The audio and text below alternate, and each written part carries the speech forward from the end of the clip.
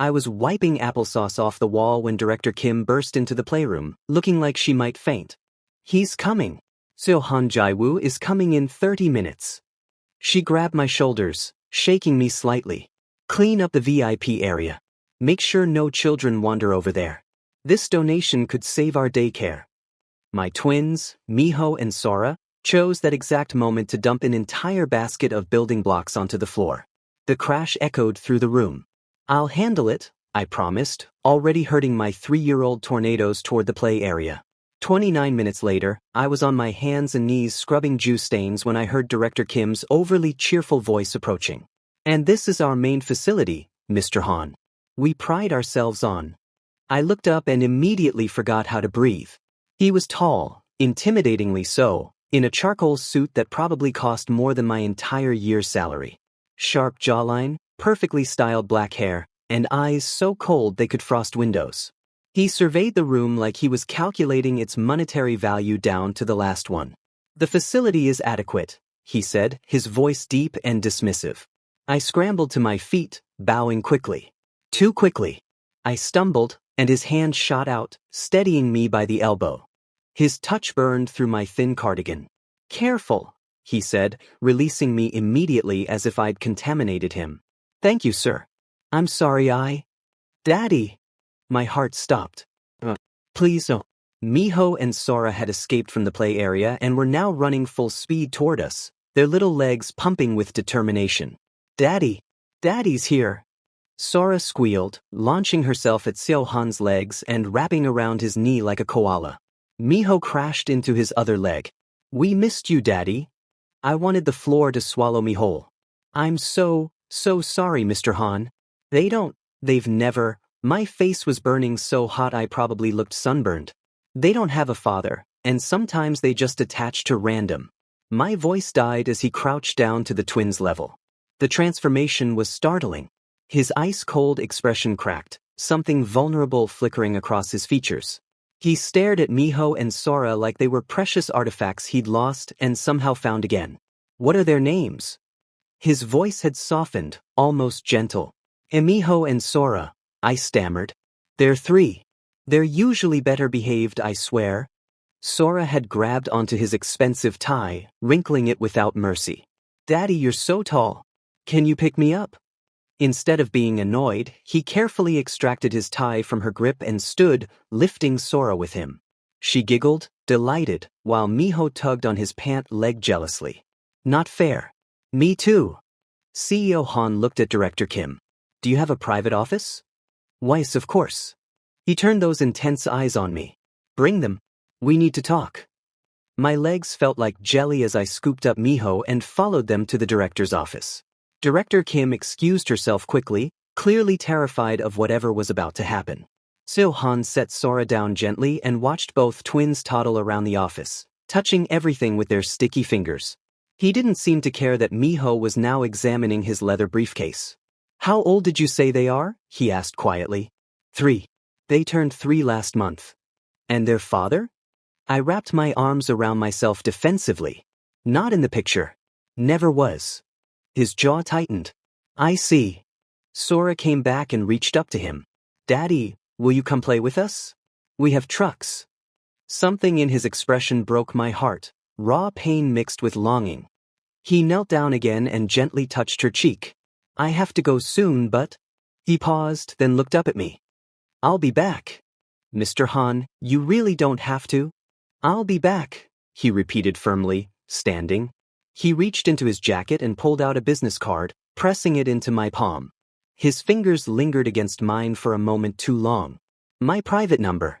Call me tonight. 8 p.m. We need to discuss this. Discuss what? It was just a misunderstanding. 8 p.m., he said again, then shocked me by patting both twins on the head before leaving. After he left, Director Kim rushed in, pale-faced. What happened? Is he angry? Will he still donate? I don't know, I admitted, staring at the card in my hand. The paper was thick, expensive. Gold-embossed letters spelled out, Han Jae-woo, Seo Han Corporation. As I gathered the twins to take them home, Director Kim's assistant, a gossipy woman named Mrs. Park, pulled me aside. You don't know, do you? She whispered. No what? Seo-han. She glanced around nervously. 3 years ago, his fiancée was pregnant with twins. There was an accident. He lost all 3 of them. It destroyed him. He became this cold, ruthless businessman overnight. She looked at Miho and Sora meaningfully.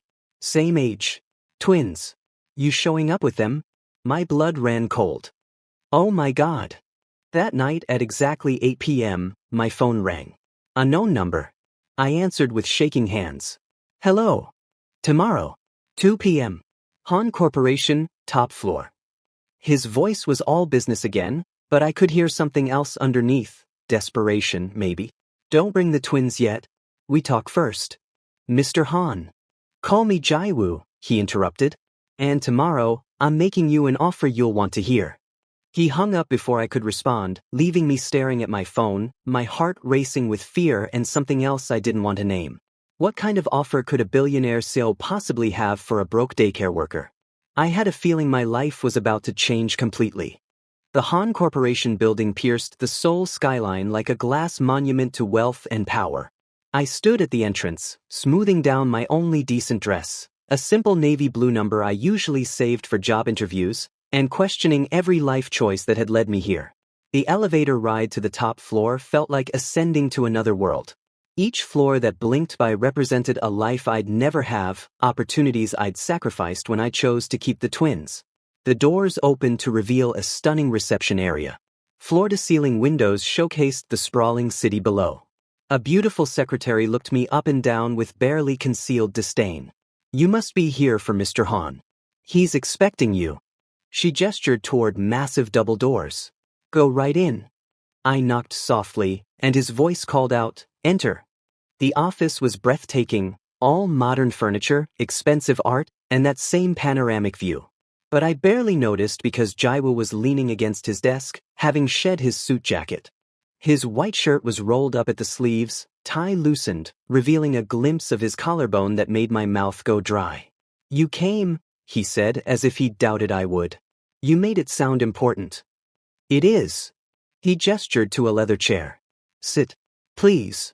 I perched on the edge, too nervous to relax. He poured 2 glasses of water from a crystal pitcher, handing me one. Our fingers brushed, and that same electric shock from yesterday ran through me. I've thought about nothing but your twins since yesterday, he began, sitting on the edge of his desk, close enough that I could smell his cologne, something expensive and woodsy. And about you. My heart hammered. Mr. Han. Jaiwoo, he corrected. What I'm about to propose will sound insane. Possibly offensive. But hear me completely before you react. I nodded, gripping my water glass like a lifeline. Your twins need a father figure. Stability. Financial security. His dark eyes locked onto mine. I need something to fill the void that's been consuming me for 3 years. So I'm proposing a contract. A contract? My voice came out barely above a whisper. Move into my penthouse in Cheongdam-dong with the twins. I'll provide everything, education, clothes, food, healthcare. You'll quit the daycare. Focus on finishing your degree. He paused, his gaze intensifying. In return, you'll accompany me to social events as my partner. Play the role of my significant other in public. That's insane, I breathed. You're asking me to be your fake girlfriend? Not just that. He stood, moving closer until he was right in front of me. I had to tilt my head back to meet his eyes. You'll also be available when I need comfort. Physical comfort. I shot to my feet, nearly dropping my glass. You want me to be your prostitute? No. His hand caught my wrist, firm but not painful. I want you to be my lover. There's a difference. I won't force anything. Every touch will be your choice. But I won't pretend I don't want you. You don't even know me. I know enough. His thumb stroked the inside of my wrist, and I hated how my body responded. I know you're raising twins alone while working multiple jobs. I know you're brave enough to walk into a CEO's office despite being terrified. I know that when you smile at your children, it's the most beautiful thing I've seen in 3 years. This is crazy, I whispered, but I didn't pull away. 1 year, he continued, his voice dropping lower. If real feelings develop naturally, we discuss marriage and making this permanent. If not, you leave with 500 million won and my legal team ensuring your ex never bothers you again. 500 million won. That was enough to finish school, buy a small apartment, secure the twins' future. It was more money than I'd see in a lifetime of working at the daycare. And if I say no? Something painful flashed across his face. Then I'll make the donation to the daycare and never contact you again. But those children already love me and He turned away, his shoulders rigid. I haven't felt alive since the accident. Yesterday, when they called me daddy, when I held your daughter, for the first time in 3 years, I wanted to wake up the next morning. The vulnerability in his voice cracked something inside me.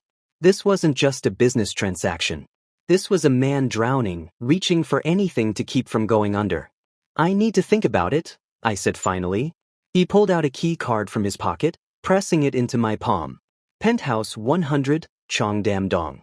The door code is 0325, their birthday if I remember correctly. I stared at him shocked. How did you? I had my assistant research everything last night. His hand cupped my cheek, and I should have pulled away but couldn't. I don't do anything halfway. If you're going to be in my life, I need to know you're safe. That they're safe. This is moving too fast. I know. His thumb brushed my lower lip and my breath hitched. But I also know that the moment I saw you on your knees cleaning that floor, trying so hard to make everything perfect while your children destroyed everything you fixed, I knew I wanted you in my life. However I could have you. He stepped back, creating distance that felt both relieving and disappointing. You have until this weekend. Move in Saturday, or don't. But know this. His eyes burned into mine. I'm not playing games. If you accept, I'm all in. And I expect the same from you. I left his office in a daze, the key card burning in my pocket. That night, after putting the twins to bed, I stood on my tiny apartment balcony looking toward Gangnam, where his penthouse waited. 1 year. Financial security. A father for my children. And a man who looked at me like I was the answer to prayers I didn't know he'd been praying. Saturday couldn't come fast enough. Or maybe it was coming too fast. I honestly couldn't tell anymore. 3 weeks of living in Jaiwa's penthouse, and I still wasn't used to waking up in sheets that probably cost more than my old monthly rent. The twins had adjusted instantly. They had their own massive bedroom filled with toys Jaiwa kept buying despite my protests. Every morning, they'd rush to find Daddy before even brushing their teeth. And Jaiwa? He transformed into someone I barely recognized from that cold CEO in the daycare. He read bedtime stories with different voices for each character. He carried both twins on his shoulders through the apartment.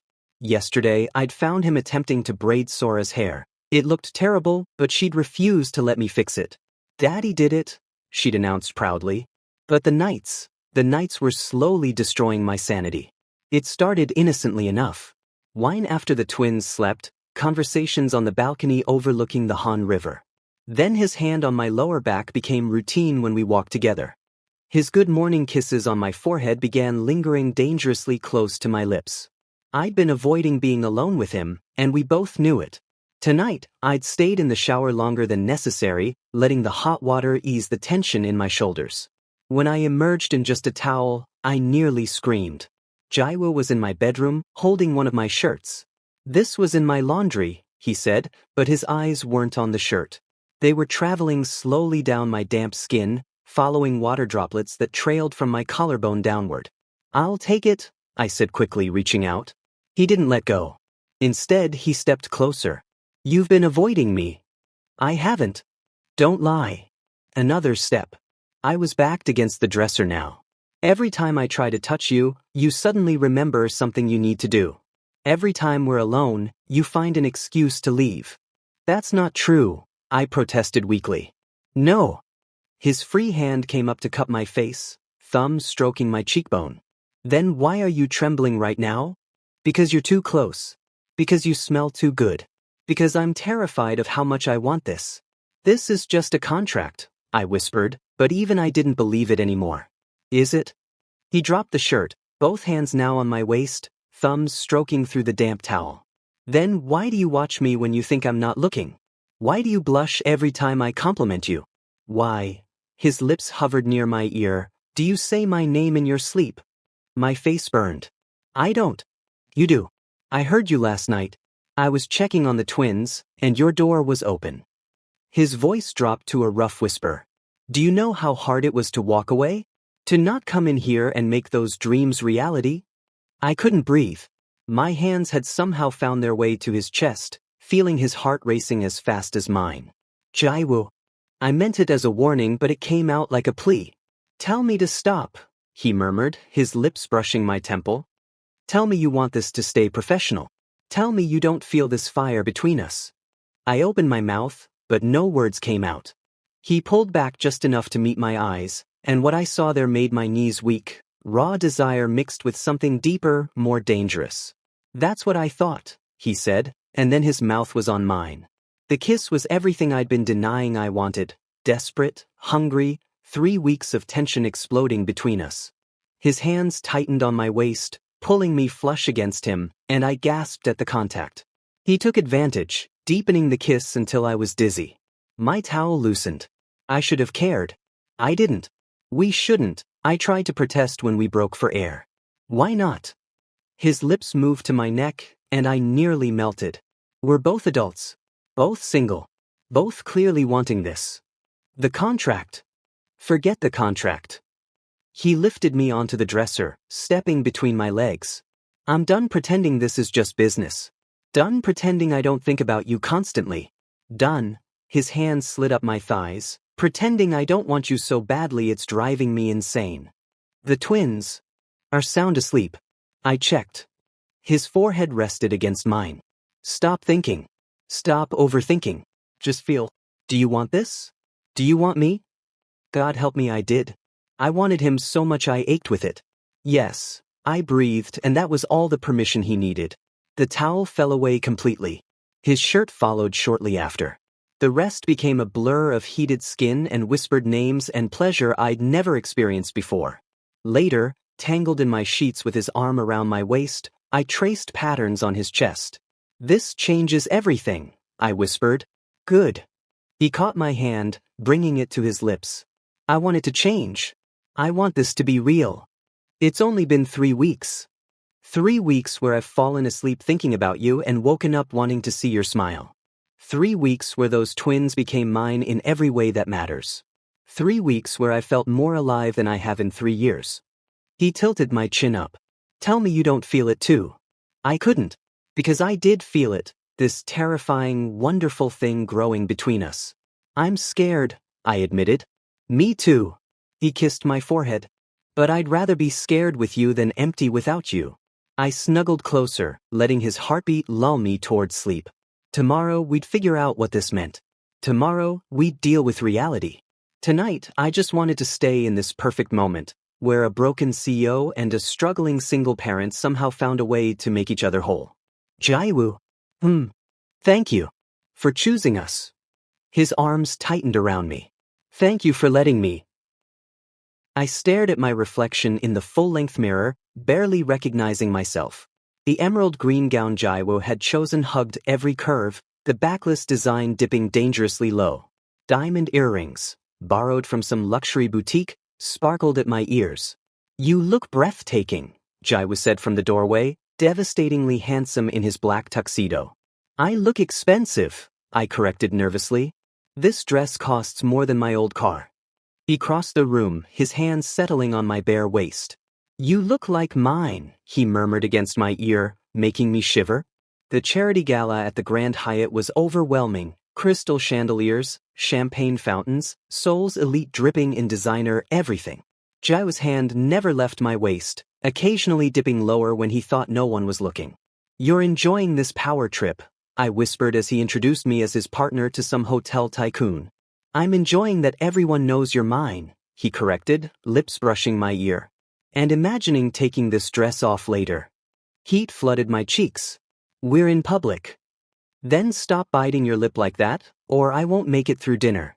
I was about to respond when I saw him across the room, and my blood ran cold. Kang Min-seo, the man who'd abandoned me when I was 3 months pregnant. What's wrong? Jaiwoo noticed immediately, following my gaze. Who is that? My ex, I whispered. The twins' biological father. Jaiwoo's entire body went rigid. His hand on my waist became possessive, almost territorial. Does he know you're here? I don't think. But Mincio had spotted me. His eyes went wide, and he started making his way toward us through the crowd. Breathe, Jaiwoo commanded softly. I've got you. Mincio reached us, looking better than he had any right to, expensive suit, styled hair, fake smile. Baby? What are you doing here? The audacity made me see red. Don't call me that. And the twins, you kept them from me. His voice rose slightly, drawing attention. Jaiwoo stepped slightly in front of me, his voice deadly quiet. You have 10 seconds to walk away. Who the hell are you? Mincio's eyes narrowed. Wait, you're Han Jaiwoo. The so. He looked between us, comprehension dawning. Oh, I see. You're with him now? Using my children to. Your children?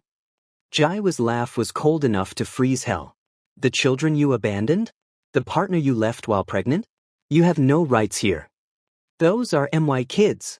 I have legal. You have nothing, Jaiwoo cut him off. You signed away parental rights 3 years ago when you took money from her parents to disappear. Yes, I know all about that. My lawyers are very thorough. Mincio's face paled. He turned to me desperately. Baby, please. I made a mistake. We can be a family. He reached for my arm, and everything happened at once. Jaiwoo moved like lightning, grabbing Mincio's wrist and twisting him toward the wall. Several security guards materialized from nowhere. Touch what's mine again. Jaiwoo's voice was barely audible but somehow more terrifying for it, and I'll destroy everything you have. That junior executive position at Kim Industries? Gone. Your apartment lease? Terminated. Your career in this city? Over. He leaned closer. The twins call me daddy. And him. He glanced back at me with raw possession. I'm done pretending this is just a contract. Security escorted a protesting Mincio out while the crowd pretended not to stare. Jaiwoo returned to me, cupping my face gently despite the violence that had just radiated from him. Are you okay? I nodded shakily. You didn't have to. Yes, I did. His thumb stroked my cheek. Nobody threatens my family. Nobody. My family. The words made my heart stutter. We left early, the gala ruined. Back at the penthouse, after checking on the sleeping twins, Jaiwoo pulled me onto the balcony overlooking the glittering city. I meant what I said back there, he began, turning me to face him. This stopped being a contract the first week.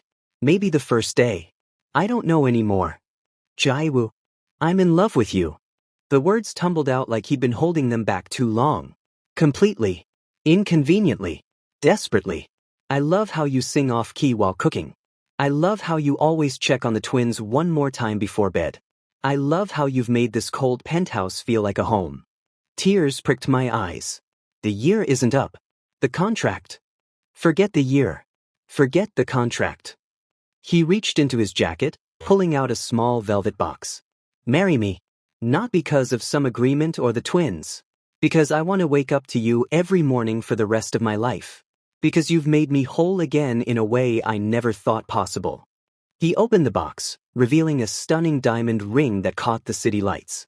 The twins need a daddy, I said, voice wavering with emotion. Is that a yes? That's me being difficult before I say yes. I laughed through tears.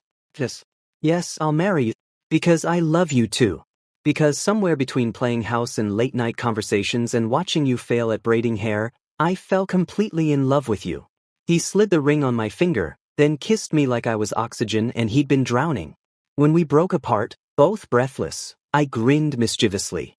But the twins are asleep, and I'm curious about how persuasive you can be about consummating this engagement. His eyes darkened with promise. Careful what you wish for. He threw me over his shoulder, and my laughter echoed through our home as he carried me to our bedroom. Our home. Our family. Our future. Finally, we were all exactly where we belonged.